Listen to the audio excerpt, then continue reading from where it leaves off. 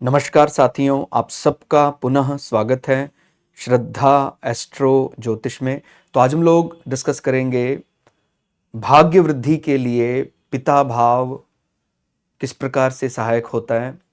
ऐसा कहा जाता है कि जैसे जीवन में सुख पाने के लिए, सुख की अनुभूति के लिए माता भाव का बलि होना आवश्यक है, इसी प्रकार से जीवन में हमें ऐसा एहसास हो जाए कि हमारे सारे काम निर्विघ्न रूप से एक ही अटेम्प्ट में, एक ही बार में पूरे हो रहे हैं।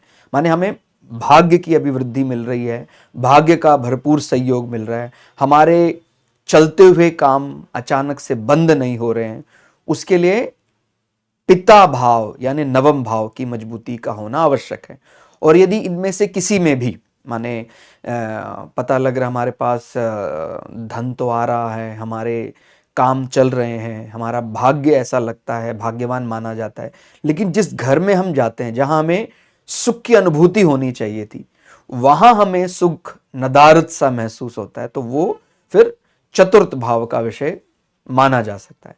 तो अभी हमने एक और अच्छा समझने के लिए एक चार्ट भी यहाँ लिया है कि किस प्रकार से हम देखें और क्या ऐसा करें जिससे यदि हमें ऐसा अनुभूति नहीं हो पा रही है, चाहे हमें सुख की जीवन में अनुभूति नहीं हो पा रही है, चाहे हमें भाग्य की अनुभूति नहीं हो पा रही है, तो क्या करना चाहिए, कौन से भावों से संबंधित करना चाहिए। तो जो हमने एग्जाम्पल चार्ट लिया है, ये मीन लग्न के पुरुष जातक का चार्ट है। लगभग यही लगभग 50 वर्ष के आसपास इनका आयु है। और जीवन में इन्होंने माने ऐसा नहीं कि धन अर्जित नहीं किया है, धन अर्जित किया है, पूरा बल भी ऐसा है। माने जो भी काम किया उसके लिए शुरुआत में धन व्यवस्थित हो जाता है, उसकी व्यवस्था हो जाती है। और लेकिन ऐसा लगता है जैसे बहुत बढ़िया चलने लग गया था और कुछ समय के बाद वो अचानक से बंद हो जाता है। तो यदि हम इनके लग्नेश पर विचार करें तो लग्नेश बृहस्पति होकर 8वें भाव में बैठे हैं। और 8वां भाव वैसे यदि कभी भी आपका भी लग्नेश 8वें भाव में जाता है तो केवल 8वें भाव में जाने भर से वो बुरा नहीं बनता है। हम ये जरूर देखते हैं कि वो किसका घर है, उसके लिए फेवरेबल है कि नहीं है। अगर बृहस्पति यहाँ मित्र के घर में आ जाते, उच्च राशि में आ जाते, तो फिर 8वें भाव के धनात्मक पहलुओं को उजागर करने का प्रयास करते। अभी वो तो हम मान ही रहे हैं कि ये इनका मित्र माने बृहस्पति नहीं मानते। और दोनों राशियों की यदि बात करें, बृहस्पति तुला राशि और शुक्र की कौन सी दूसरी राशि है, वृषभ राशि में से, फिर भी वृषभ राशि को थोड़ा पसंद करते हैं, उसका स्ट्रक्चर उनको अनुकूल लगता है। लेकिन जो ये तुला राशि का स्ट्रक्चर है, जिसका स्ट्रक्चर शनि को सबसे ज्यादा अच्छा लगता है, गुरु थोड़े से यहां अपने आप को असहज महसूस करते हैं। ठीक हो गया, वो पूरी तरह सात्विक है, ज्ञान का ग्रोथक है, अभी वो तुला राशि में बिठाया हुआ है। तो इनको एक प्रकार का ये रेमेडी भी है इनके लिए, और वो ऐसा करा भी है उन्होंने। हालांकि वो पहले जो अटेम्प्ट किए थे वो उन्होंने विंशोत्तरी में केतु महादशा में किए थे, इसीलिए वो ज्यादा सक्सेसफुल नहीं हो पाए। नहीं तो 8वें भाव का मतलब होता है कोई ऐसा व्यापार, बिकॉज 7वीं जो राशि है वो व्यापारिक राशि है, कोई ऐसा व्यापार जो रिलेटेड टू अंडरग्राउंड माइनिंग, जमीन के नीचे, तो ऐसी चीजों से संबंधित इन्होंने काम किया भी है। और इनको ऐसा नहीं है, शुरुआत में इनको मुनाफा भी हुआ ऐसे, लेकिन चलता काम अचानक रुके हैं इनके कई दफा। तो वो इनके पितरों का, पूर्वजों का, और वो जहां तक मैं पितरों और पूर्वजों की बात कर रहा हूं, इनका स्वयं का पालन पोषण भी, माने जो चार्ट है जिस पुरुष जातक का, इनका स्वयं के पालन पोषण में भी इनके अपने माता पिता की बजाय इनके ताई ताऊ ने उनका पालन पोषण किया, माने उनको एक प्रकार से उन्होंने गोद ले लिया था। तो यदि हम बात करते हैं वैसे लग्न से नवम भाव की, तो पिता, भाग्य, अप्रूवल, जजेस, वो नवम भाव देखा जाता है। 8वें भाव से हम वैसे हमारे मरणोपरांत हैं उसका विचार ज्यादा करते हैं, पूर्वजों का पैसा है, इस प्रकार की बात, क्योंकि इसका संबंध होता है 8वें का मृत्यु से। और 9वें भाव का संबंध होता है कहीं ना कहीं धर्म से और पिता से।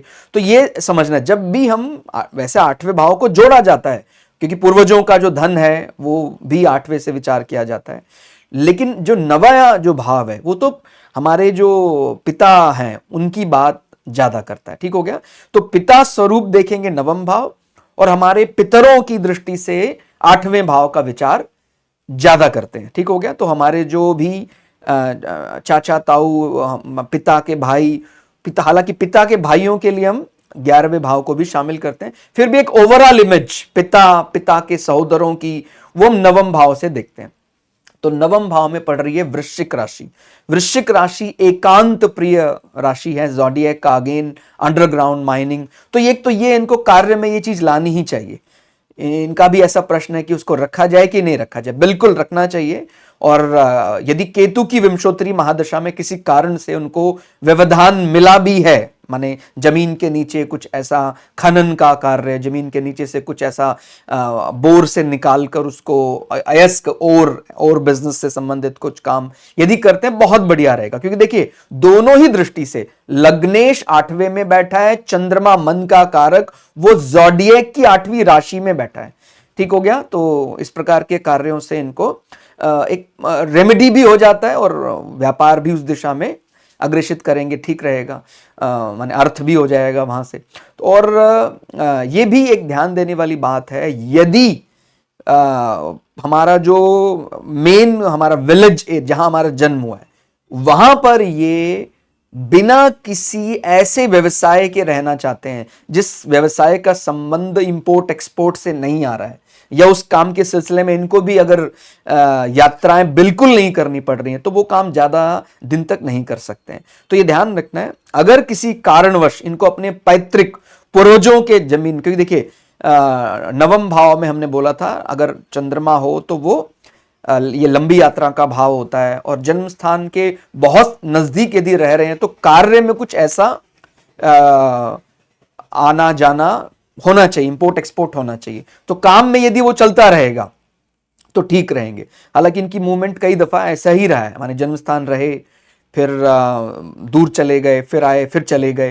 तो अगर किसी कारण से ऐसे जातकों को, कोई भी आप ऐसा चार्ट देख रहे हैं, अपने जो जन्म स्थान है वहां रहकर कार्य करना भी पड़े, तो काम में आना जाना, उस स्थान से ऐसी वस्तुएं जो दूसरे दूर स्थान पर इस्तेमाल होती हैं, तो फिर भी रहा जा सकता है। अदरवाइज अपने पितरों के, माने जो इनका जो जन्म स्थान है वहां पर रहना थोड़ा कठिन हो जाएगा। और सर्वष्टक वर्ग से भी विचार कर सकते हैं, चंद्रमा नीच राशि में बैठे हैं, सर्वष्टक वर्ग में इससे कम अंक किसी को नहीं मिले। नवम भाव को 20 अंक मिले, 8वें को 23 अंक मिले। ठीक है। 8वां भाव वैसे हमारा इन लॉस फैमिली सपोर्ट भी होता है, हमारा एक्सटर्नल ऑर्गन प्लेजर भी माना जाता है।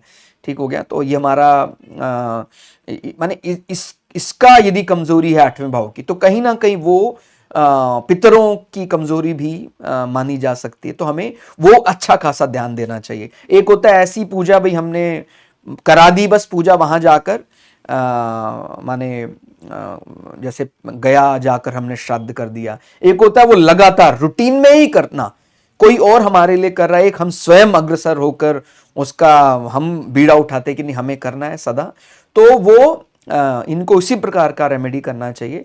हम में से भी कोई यदि उनको इस प्रकार का लगता है कि मेरे चलते काम अचानक अवरुद्ध हो जाते हैं, मुझे अप्रूवल में जब भी किसी भी संस्था से अप्रूवल चाहिए, मुझे 2-3 बार उसको पेपर को रीचेक करवाना ही पड़ता है।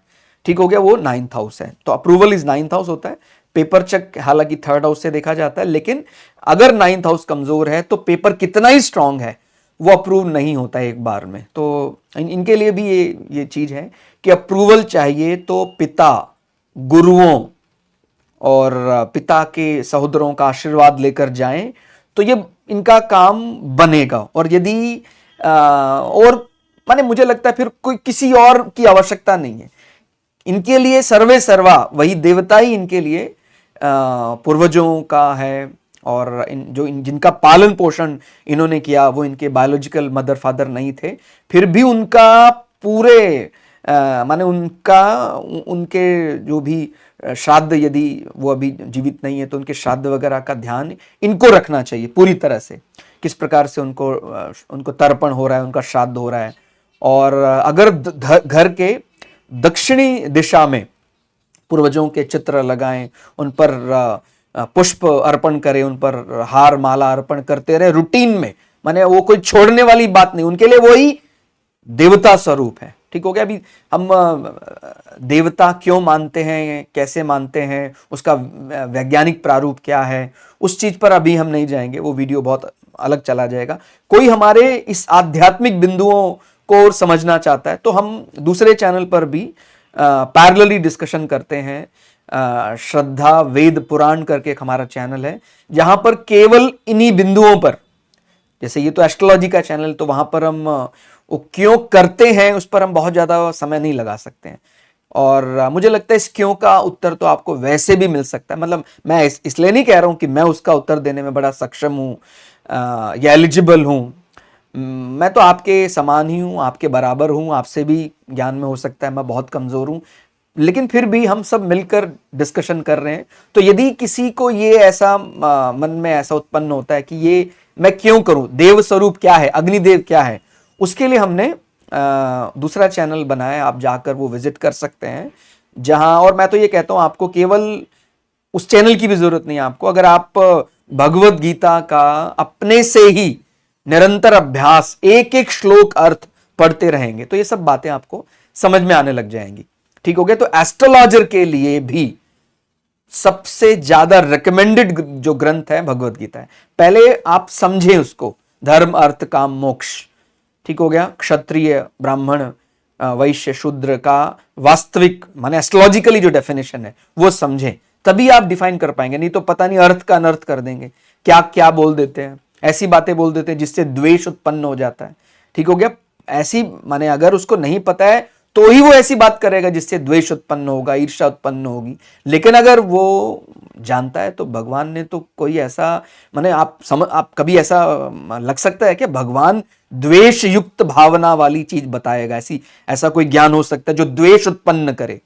ऐसा ज्ञान तो इंसान के द्वारा रचा हो सकता है, वो वास्तविक शुद्ध ज्ञान नहीं है जो द्वेष उत्पन्न करता है। ठीक हो गया। वो इसीलिए हम पहले खुद एस्ट्रोलॉजी जो स्टडी कर रहे हैं उसके लिए हम क्या एलिजिबल हैं कि नहीं है, हमें वो पढ़ना जरूरी है। माने इसमें मैं भी शामिल हूं और पैरेलली वो चल ही रहा है, तो इसलिए भगवत गीता जरूर पढ़ें। मैं तो कहता हूं एस्ट्रोलॉजर गीता समझकर कि भाई एस्ट्रोलॉजर के लिए वो गीता रिकमेंडेड है, वो पढ़ें। जिस प्रकार से हम बृहद पराशर होरा शास्त्र या बृहद जातकम और दूसरे ग्रंथ पढ़ते हैं, वो भी एस्ट्रोलॉजिकल ग्रंथ मानकर पढ़ें उसको, तब आपको ये सही समझ में आएगा कि मीन राशि क्या है, मीन लग्न कैसे मेष लग्न से अलग हो जाता है, मीन लग्न का प्राइम ऑब्जेक्टिव क्या हो सकता है कंपैरेटिवली, धर्म मोक्ष में क्या उत्तर हो सकता है, गंड मूल नक्षत्र गंडांत किस प्रकार का है, वो मोक्ष की दिशा में कैसे अग्रसित हो जाता है। ठीक हो गया। उसके बिना वो आएगा ही नहीं समझ में, चाहे कितना ही बार उसका अध्ययन कर लें, वो बार बार उसको उसकी बुद्धि में, क्योंकि उसकी बुद्धि को पूरी तरह सांसारिक बुद्धि है, उसमें व्यवहार कुशल ऐसा ऐसा शब्द बोला जाता है कि संसार को दिखाने के लिए अच्छा व्यवहार करना चाहिए। लेकिन कुछ ऐसी बातें भी हैं जो व्यवहार के ऊपर भी हैं, जहाँ व्यवहार या संसार कुशल होने का कोई वो नहीं है, क्योंकि मोक्ष संसार कुशल होने का विषय नहीं है। ठीक हो गया। तो वो उसमें हम उसका उत्तर हमें वहां मिल सकता है, वो ज्ञान फिर आप यहां जब लगाएंगे तो और ज्यादा निखर कर आएगा। तो पिता पूर्वजों का साथ यदि कोई चाहता है तो उसको पूरी तरह भाग्य भाव, और जो मैंने बताया अगर पितरों की दृष्टि से कोई चला गया, 8वें भाव का विचार करें। अब यदि ये इस चार्ट पर बात करेंगे तो देखिए राहु वैसे मिथुन राशि में मटेरियल गेन, वस्तु लाभ के लिए बहुत अच्छा रिजल्ट देता है। ठीक, एक प्रकार से हम कह सकते हैं कहीं ना कहीं ये मूल त्रिकोण जैसा माना जा सकता है। तो भवन रियल एस्टेट के लिए वो अच्छा है, लेकिन माता के लिए, इनके भवन सुख के लिए राहु एक्सपर्ट नहीं है उसका। माने कुछ ऐसे ही है कि राहु देना चाहता है उस भाव में, बट राहु के अंदर वो गुण ही नहीं है जो किसी भवन के लिए, भवन सुख के लिए दिए जा सके। तो जब अपने के पास वो भवन सुख नहीं है तो क्या करें? तो कभी कभी अपने को किसी ऐसे के भवन माने गुरुओं के भवन में रुकने का यदि मिल जाए मौका तो बहुत बढ़िया रहेगा। ठीक हो गया। कहीं ना कहीं राहु 12वें भाव का माने एक्वेरियस का सेकेंडरी लॉर्ड की तरह भी देखा जा रहा है। तो यदि इस पार्ट को एनहांस कर देते हैं तो हमें पॉजिटिव साइड भी मिल जाएगा भवन सुख। यानी 12वां जो भाव होता है वो गुरु का घर माना जाता है। नवम से गिनेंगे यदि 1 2 3 4, तो गुरु के घर में यदि रुकने का कभी मौका मिले, लेकिन इसके लिए हम एलिजिबल हैं कि नहीं है, वो तो श्रद्धा के भूखे हैं, वो उस प्रकार का अगर हमारा भावना है गुरुओं का सम्मान करने की तो मौका अवश्य मिलेगा। लेकिन अगर हम एलिजिबल ही नहीं है, हमारे मन में श्रद्धा भाव नहीं है, तो गुरुओं के आश्रम में, गुरु के घर में रुकने का मौका कैसे मिलेगा। तो ये इनके लिए माने ये अंडर रेमेडी ही है, उपचार है। जहां तक इच्छा पूर्ति का प्रश्न है, रूटीन इनकम का प्रश्न है, तो आप देख रहे हैं इच्छा पूर्ति सैलरी भाव का स्वामी शनि बोल्ड होकर इनके स्पाउस हाउस में बैठा है। मंगल और शनि का मिलना वैसे कम अच्छा मानते, क्योंकि दोनों ये नेचुरल एनिमी हैं, शत्रु हैं। लेकिन यहां आप देख रहे हैं वो एक प्रकार से धन योग बना रहा है, क्योंकि मंगल धनेश है और शनि आयुष है। तो दोनों कहां मिल रहे हैं? पार्टनर, स्पाउस के नाम से ये कुछ निवेश करें, उनके नाम का अपने जॉइंट अकाउंट इस्तेमाल करें, तो रूटीन इनकम के लिए बहुत बढ़िया रहेगा। ऐसा इनफैक्ट हुआ भी है, आगे भी उनको इस प्रकार की चीजें करनी चाहिए। केतु के बाद आप जानते हैं विंशोत्तरी में शुक्र महादशा चलती है, तो शुक्र की एग्जीक्यूशन कहां से है? धन भाव से है। तो एग्जीक्यूशन बहुत अच्छे स्थान से है। तो ये मैसेज तो जाएगा ही जाएगा समाज में कि हाँ, इनको धन अभिवृद्धि हो रही है। और धन अभिवृद्धि में शुक्र का एजेंडा, शुक्र 8वें भाव का स्वामी भी है और लग्न से 3रे भाव का स्वामी है। यदि चंद्र कुंडली से विचार करें तो शुक्र इनके 7वें का स्वामी और 12वें का स्वामी भी है। तो इस प्रकार की बातें समझ सकते हैं कि शुक्र वैसे नेचुरल कारक होता है स्पाउस का, रिलेशनशिप का, तो संबंध अच्छे रखेगा। और जहां तक लग्न से 8वें का प्रश्न है, तो लग्न से 8वें में यदि अच्छे भाव से एग्जीक्यूट कर रहा है वो, तो ऐसा सोसाइटी में मैसेज जा सकता है कि कुछ ऐसी पैतृक संपदा बहुतायत में इनको प्राप्त हो गई, 8वें का स्वामी। और 3रा भाव जो होता है वो हमारा सहोदर, पराक्रम, छोटी यात्राएं, और ये ज़ोडिएक का धन भाव भी है, वृषभ राशि। तो ये छोटी छोटी यात्राओं से लाभ प्राप्त कराएगा। शुक्र की महादशा ओवरऑल अच्छी रहने वाली है। और किसी को ये लग सकता है कि सर हम जो ये वाली बात हम लेकर चल रहे हैं आजकल कि सर वो अष्टमेश है, वो षष्टमेश है तो बुराई करेगा, मुझे लगता है ये तरीका ठीक नहीं है। केवल अष्टमेश मानकर या षष्टमेश मानकर या द्वादशेश मानकर केवल उसको बुरा ठहराना वो ठीक नहीं है। अगर वो ग्रह फिर, क्योंकि देखिए ये बात व्यक्ति व्यक्ति पर निर्भर कर सकती है। गुरु और केतु का संबंध कोई व्यक्ति उसके लिए मोक्ष का कोई प्रयोजन नहीं है। क्यों, क्या है करना है मोक्ष का? कुछ संसारिक लाभ तो होता नहीं है मोक्ष में, उल्टा हमें छोड़ना पड़ता है, त्यागना पड़ता है, बेकार है, हम मुझको नहीं चाहिए।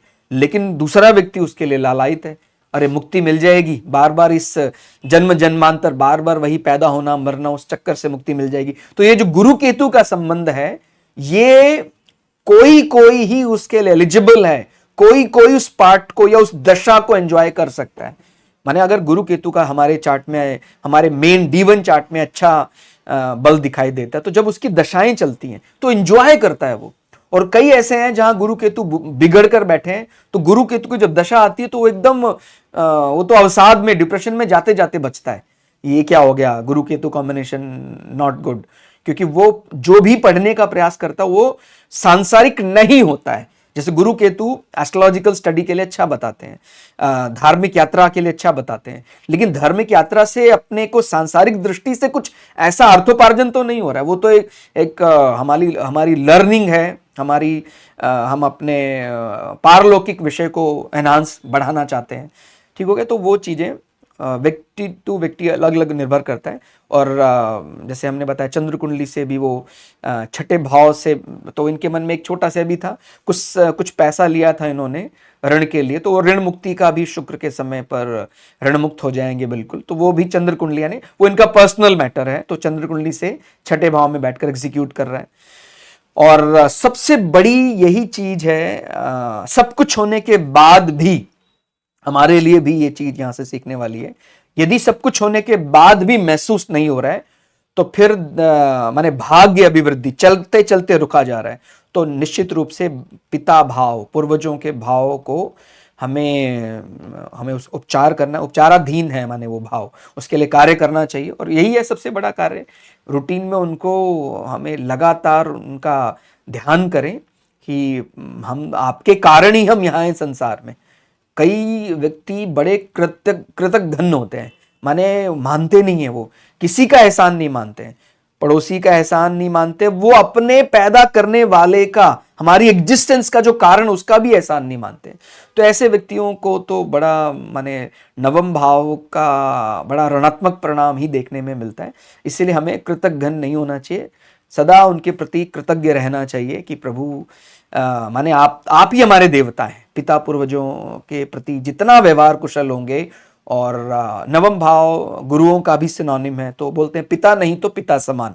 ठीक हो गया, तो गुरु पिता समान ही है, उनके प्रति की जाने वाली कोई भी रेमेडी इनके भाग्य को अभिवृद्धि प्रदान करेगी। तो आज के लिए इतना ही। क्लास आपको कैसी लगी कमेंट करके जरूर बताइएगा। मिलते हैं अगली वीडियो में, तब तक के लिए जय श्री भगु पराशरा, जय श्री शुक्राचार्य, नमस्कार।